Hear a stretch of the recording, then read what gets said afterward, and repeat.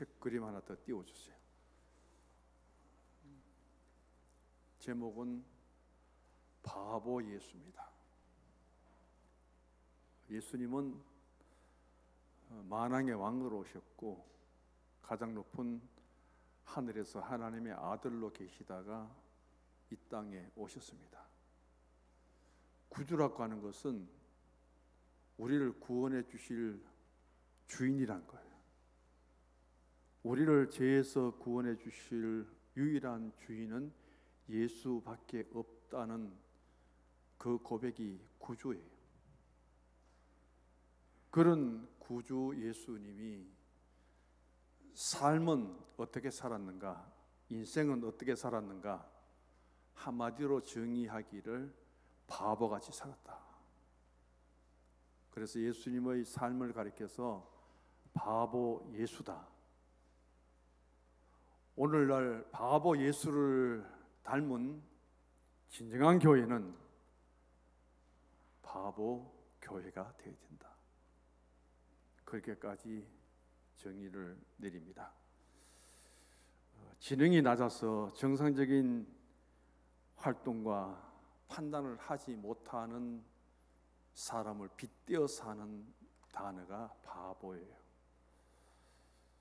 마이클 프로스트라는 사람이 가장 먼저 바보 예수를 썼는데, 성경을 읽은 여러 지성인들이 정말 성경 안에서 예수님의 인생을, 예수님의 삶을 찾아보니 정말 바보처럼 살았구나, 그렇게 생각하고 바보 예수라는 제목으로 책을 쓴 분들이 굉장히 많습니다. 대표적으로는 우리나라의 한한상 교수를 볼 수 있고요.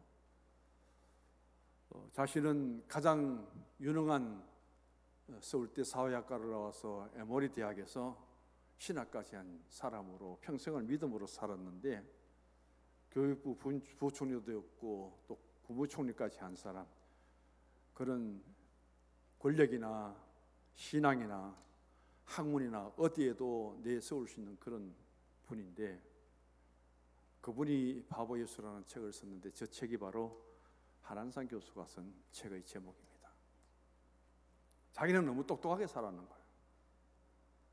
너무 똑똑하게 그는 주장하다가 감옥에도 2번 들어가고요.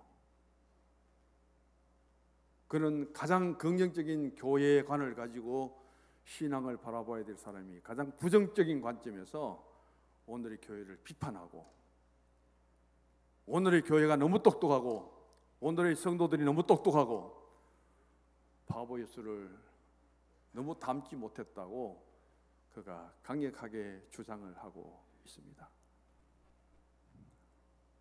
고구려 평원왕의 딸이 평강공주입니다. 하다 많이 울어서 울음을 안 그치니까 미워갖고 이 자꾸 울면은 바보 온달인데 시집 보낸대 했는데, 결국 그대로 바보 온달을 신랑으로 맞이하지요. 그런 바보가 평강공주를 잘 만나서 장수가 되고, 신랑과 싸우다가 지금 서울의 장로신학대학 뒷산이 아차산이거든요. 거기서 보면은 한강이 바로 흐르고, 그리고 한강 건너편으로 대도시를 이루는 그 산에서 전사당하기까지 바보 온달이 정말 사람 잘 만나서, 부인 잘 만나서 훌륭하게 살다 간 그 이야기가 있습니다. 이런 질문을 던집니다. 세상의 사람들의 기준에서 예수님을 평가한다면 어떤 평가가 나올까? 정상적인 과정을 거쳐서 그만한 능력과 위엄과 권세를 가지고 예수님이 세상을 살아갈 때 보여주었던 기적과 이적은 보통 평범한 사람으로서는 이룰 수 없는 일이잖아요. 그렇게 능력 있게 행하셨던 예수님이 그럼 그 삶은 어떻게 살았느냐? 거기에 대한 결과적인 답은 바보처럼 살았다.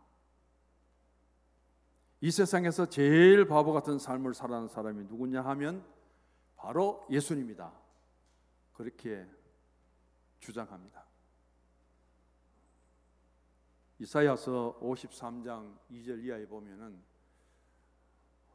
예수님이 그렇게 인물이 뛰어난 건 아닌 것 같아요.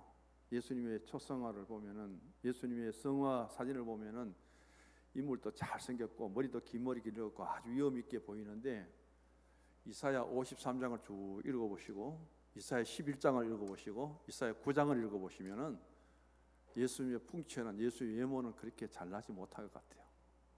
허무할 만한 것들이 하나도 없다고 했거든요. 그런 예수님이 이 땅에 태어날 때 모습은 베들레헴 마구간에서 태어났어요. 그럼 살아가시면서 공생애 속에 예수님은 어떤 삶을 사셨을까요? 공중나는 새도, 여우도 굴이 있고 깃들 곳이 있는데 나는 인자는 머리 둘 곳도 없다. 얼마나 바보처럼 살았으면은 자신을 아니라 세상에서 다른 사람들을 위해서 그렇게 기적과 이적을 다 베푸신 예수님이 머리 두고 쉴 수도 없는 그런 삶을 살았는가? 그런 존재를 갖고 예수님이 사셨는가? 여우도 굴 있고 공연한 새도 자기의 보금자리가 있고 안식처가 있는데 예수님은 그럼 어떻게 살았다는 말인가? 그 예수님이 십자가에 죽으실 때 모습은 보통 인간이 겪지 않아도 될 그 온갖 수모와 조롱과 비난을 받으면서 유대법으로는 집행될 수 없는 나무 십자가에 죽는 거예요. 유대법에는 십자가에 달려서 나무 위에 매달려 죽는 법이 아니거든요. 그거는 바로 로마 법에 의한 집행입니다. 그런 죽음을 당하면서도 변론 한마디 못하는 예수님 모습은 도대체 뭐냐는 거예요. 그리고 만왕의 왕으로 와서 세상을 권세를 잡고 힘들게 모든 것을 주장했던 예수님이 자기 무덤도 하나 마련하지 못하고 남의 무덤을 빌려서 장사 지낼 만큼 왜 그렇게 살았나? 생각하면 생각할수록 왜 그렇게 바보처럼 살았느냐? 그래서 바보 예수에 대해서 역설을 하고 있습니다. 그런 예수님의 삶이 바보처럼 사는데 정말 그 영향력이 바보처럼 아무 쓸모 없었느냐? 가장 바보스러웠던 예수님이 가장 위대하게 그 삶의 역사를 우리에게 남겨주셨다는 거예요. 그럼 오늘 예수님을 본받아 살아가는 성도들의 삶은 얼마나 바보스러우냐? 아니라는 거예요. 너무 똑똑하고 잘났다는 거죠. 하나님 앞에 예배를 통해서 너희가 거룩한 산 제사의 제물이 되라고 했는데 죽은 사람 하나도 없어요. 다 살아있어요. 오히려 죽어야 될 우리 제물이 교회 안에서 더 큰 소리치고 더 자기 주장을 펼치고 마음에 안 들면 고함 질러버리고 이런 일들이 얼마나 많이 있습니까? 이런 가운데 오늘 예수님 본문을 보시고 마태복음 27장을 보시고 예수님 마지막 순환을 통해서 십자가 앞에 두실 때에 빌라도의 시문을 받으실 때 정말 하고 싶은 말도 많고 변론도 하고 변호도 하고 내가 왜 당신들에게 심판을 받아야 되느냐 항의도 하고 싶은데도 예수님은 한마디도 말을 안 합니다. 입을 꾹 다물어 버려요. 완전히 침묵해 버려요. 오전 예배 때에 야누스 데이라는 어린 양의 마지막 그가 제물로 바쳐지기 전에 죽음을 앞둔 그 가운데도 입을 열고 그가 고함 한번 지르지 않고 울음소리 한번 내지 않고 있었던 것처럼 예수님은 오늘 이 빌라도의 법정에서 이제 변론을 해도 마지막인데 가장 억울한 죽음인데 그대로 가면 십자가에 달려서 죽을 수밖에 없는데도 예수님 더 이상 입을 열지 않습니다. 진정한 하나님의 사랑, 예수님의 사랑을 가진 교회는 말이 없어야 된다. 더 나아가서는 진정한 신앙의 가치 속에서 바보의 교회가 될 수는 없는가? 이 질문을 던집니다. 예수님은 학벌도 없고 갈릴리 사람이고 그는 세상을 살아가면서 목수에 불과했습니다. 인간적으로 세상에 오셔서 예수님이 그 육신의 33년의 이력서를 써라가면은 직업은 목수, 학력은 제로, 또 뭐라고 쓸까요? 정말 그런 예수에 대해서 세상 사람들은 어떻게 평가했을까? 그러나 예수님 영적으로 하나님의 아들로 오셔서 세상에 줄 수 없는 권세와 권위, 세상에 가질 수 없는 위엄과 그 힘을 예수님이 가지시고 이 땅에 사셨는데도 불구하고 자신을 배반할 사람을 위해서 발을 씻겨 주었고요. 자신을 십자가에 못 박아 죽이는 그 고통스러운 중에서도 아버지 저들의 죄를 용서해 달라고 그렇게 기도하는 가장 어리석은 사람. 잠시 뒤면은 자신을 은 30을 받고 대제사장에게 밀고 하고 그를 팔아 넘기려고 하는 가룟 유다를 앞에 두고 성찬식을 거행하면서 너희 중에 하나가 나를 팔리라고 그 언지를 주면서까지 예수님은 그 제자를 사랑으로 품고 성찬이 끝나기 전에 예수님 벗어나서 통제 밖으로 나가서 제멋대로 예수님 배반하고 예수님 파는 그 가룟 유다까지 품었던 예수님의 마음은 바보 같은 마음이에요.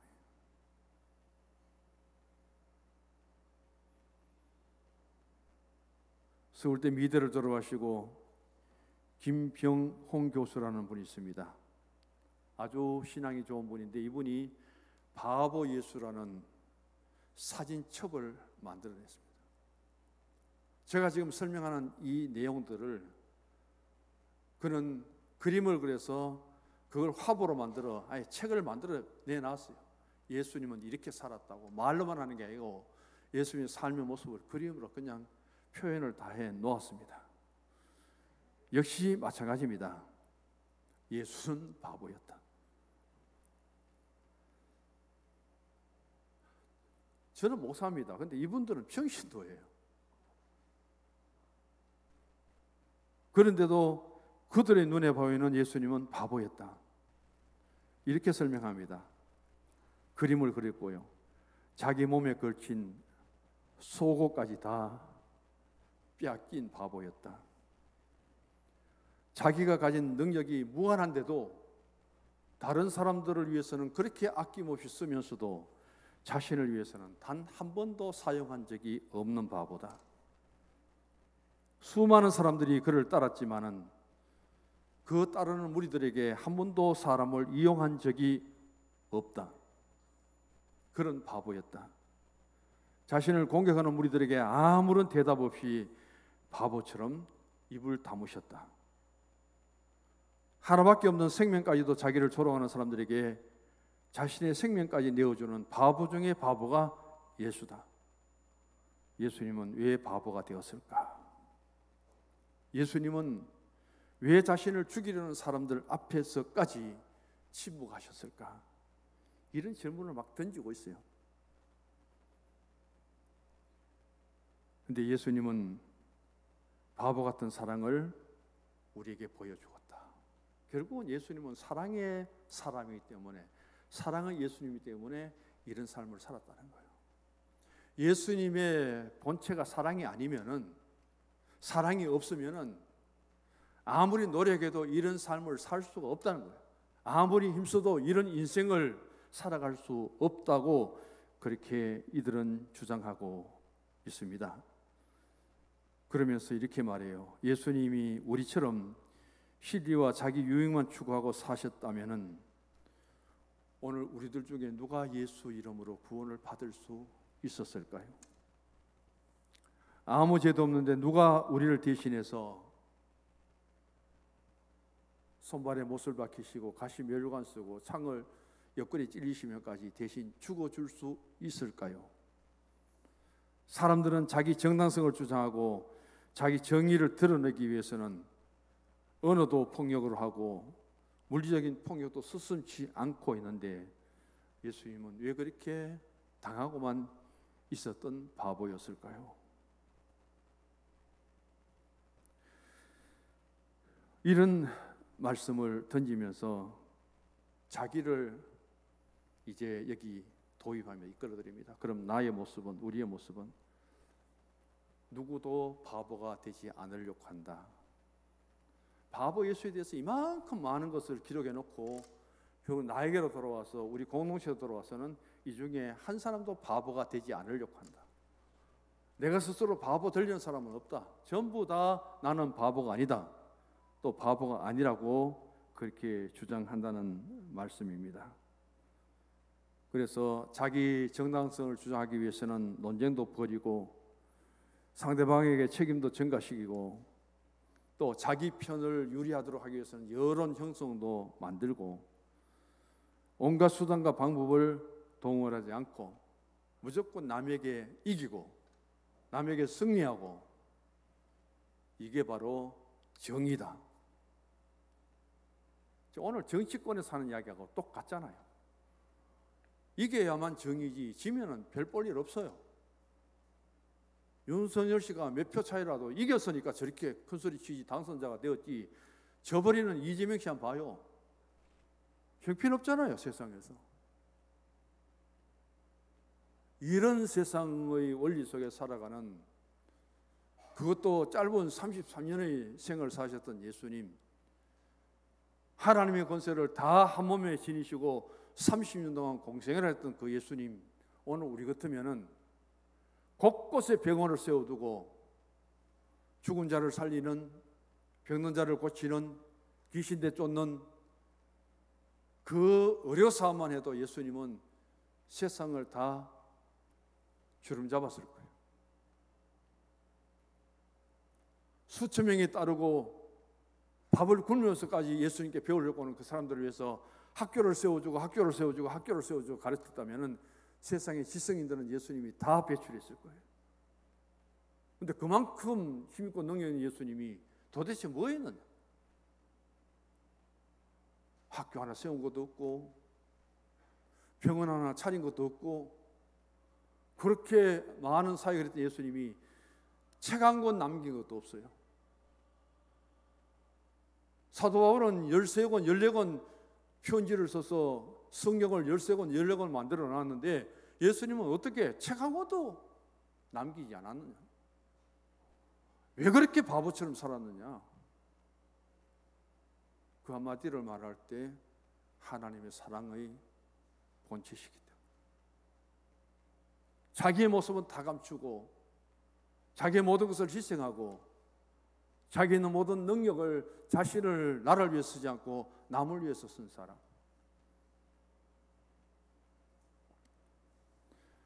오늘 살아가며 우리는 정말 이 나라의 한 지도자가 이런 마음을 가지고 일한다면 얼마나 좋을까요? 극동방송에서 윤석열 당선자를 위해서 감사의 예배를 드렸잖아요.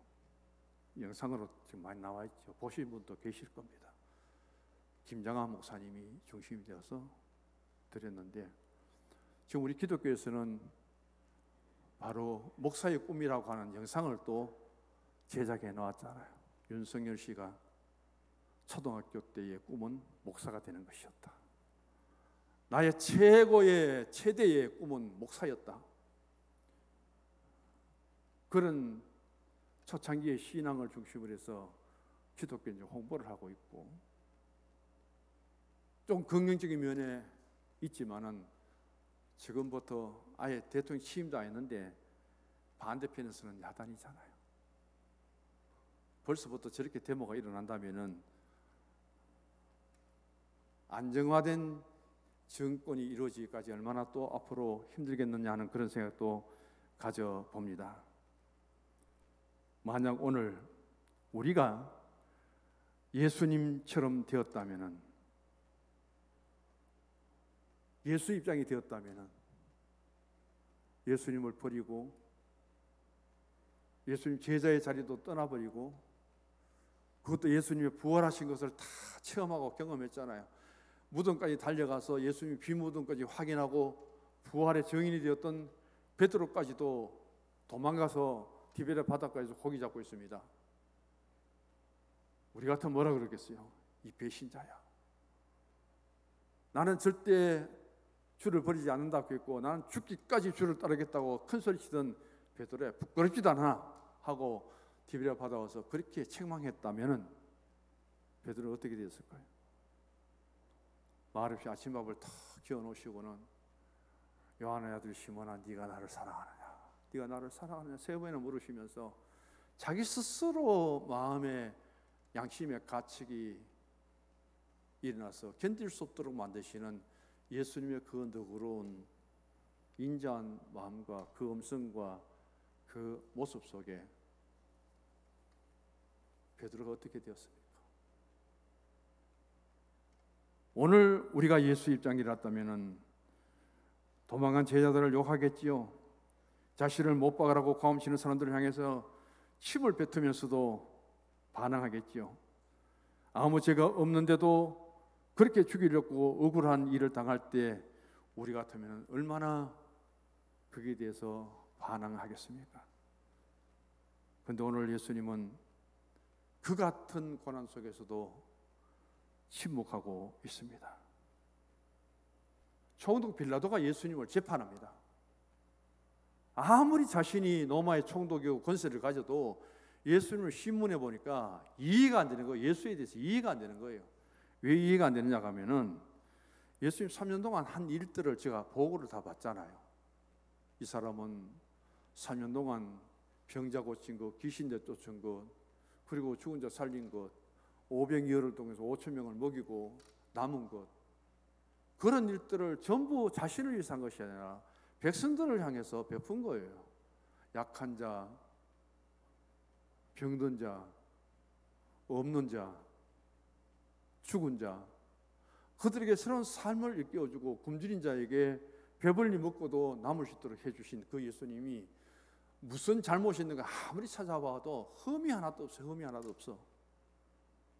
거기다가 자기 부인까지도 내가 봐도 예수님은 죄가 없는데 당신이 참 지혜롭게 판결을 해야 되겠다고 언지를 주었는데도 불구하고 예수님을 놓아주면 발날이 일어나서 자기 자리가 위태롭을까 싶어서 그렇게 재판해버리는, 예수님께 사형을 내리는 빌라도의 그 모습 앞에 예수님은 무엇을 생각하면서 지금 입을 다물었을까요? 빌라도는 예수님이 한마디 하기를 지금 굉장히 기다립니다. 빌라도가 묻습니다. 또 묻습니다. 너를 고발했는 그 사건들을 보니까 내가 봐도 도대체 고발거리가 안 된다. 그런 이유로 통해서 고발을 당할 이유도 없다. 여기에 대해서 변론을 한번 해보고 변호를 한번 해봐라 해도 예수님은 한마디 말도 안 하는 거예요. 도대체 이 사람이 누구냐? 빌라도가 이해가 안 되는 입장에 있습니다. 예수님은 왜 그렇게 대답을 안 했을까요? 간단하게 네 가지만 봅니다. 하나는 너무 불합리하기 때문에. 사회 구조, 재판이 열리는 그 과정, 고산 유대인들, 그들이 정당성이라는 것은 전부 없어요. 제일 외치는 게 공의와 정의잖아요. 공정과 정의잖아요. 그래서 공정과 정의가 5년 동안 다 무너졌다 그러는데 이 공정과 정의가 얼마나 회복될 수 있을까요? 법도 없고 자기 인기가 물러날 줄 알고 참 힘들고 어려웠지만은 잘못한 것이 있든지 없든지 간에 정상적으로 좋게 인수인계를 해야 될 텐데 무슨 방해를 이렇게 놓는지 어느 정치 역사에도 이런 일은 없거든요. 결과는 어떻게 될지 두고 보면 될 거예요. 너무나 불합리한 거예요. 우리가 바라볼 때도.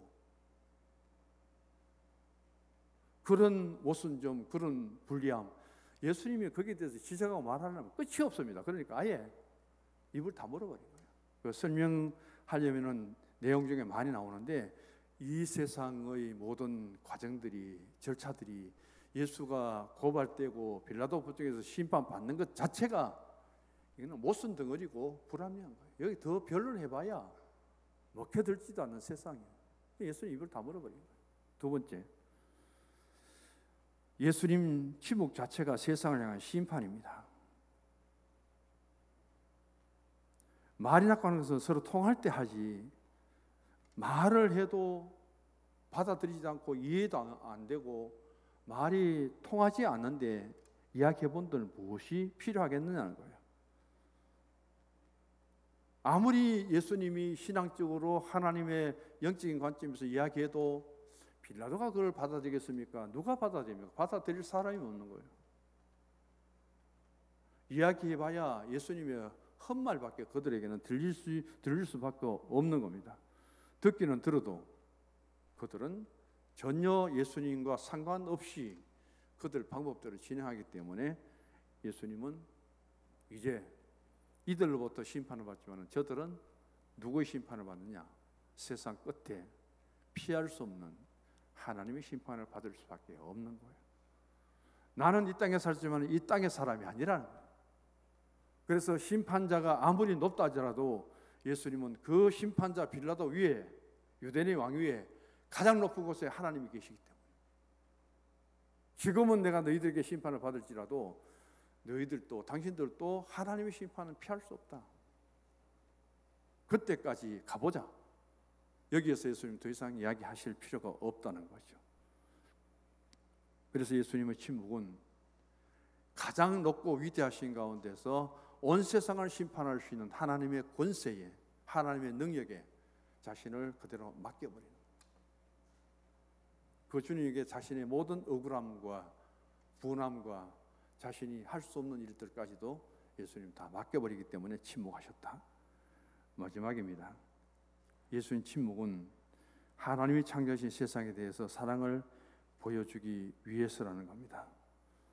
예수님은 이런 하나님의 사랑이 없었다면 바보 같은 예수도 되지 않았을 뿐 아니라 이런 침묵도 가질 수가 없었다는 겁니다. 그 하나님의 사랑은 하늘보다 높고 파도보다 깊고 두루마기를 다 펼쳐도 그리고 그 바닷물을 다 머물렀어도 다 쓸 수 없는 하나님의 사랑, 그 하나님의 사랑의 본체가 누구냐? 예수님이에요. 그 이상 우리가 더 무슨 이야기를 하겠습니까? 그 사랑을 가지니까 예수님은 이런 모순과 이런 불합리와 이런 상태 속에서도 하나님의 사랑을 나타낼 수 있는 사랑의 주님이시지 이들과 변론하고 정당화를 부르짖고 공의와 정의를 부르짖고 이들과 맞서는 그런 주님이 아니기 때문에 이런 상황 속에서 예수님은 침묵하셨다. 아무 말도 없으셨다. 고난의 주님을 바라보면서 우리 교회 생활 신앙에서도 마찬가지입니다. 참 하고 싶은 말도 많잖아요. 해야 될 말도 많잖아요. 한 번도 침묵하고 한 번도 말을 멈추고 그리고 교회를 돌아보고 자신을 돌아보면서 이 공동체 속에 침묵을 통해서 더 덕이 된다면, 유익이 된다면 내 말을 줄이고 다른 사람의 말들을 더 듣고 하나님 말씀으로 세워지는 그런 거룩한 성서중앙교회가 될 수 있도록 그 가운데서 우리 스스로를 돌아보고 남은 사순절 믿음으로 주님 앞에 나아갈 수 있기를 간절히 바랍니다. 하나님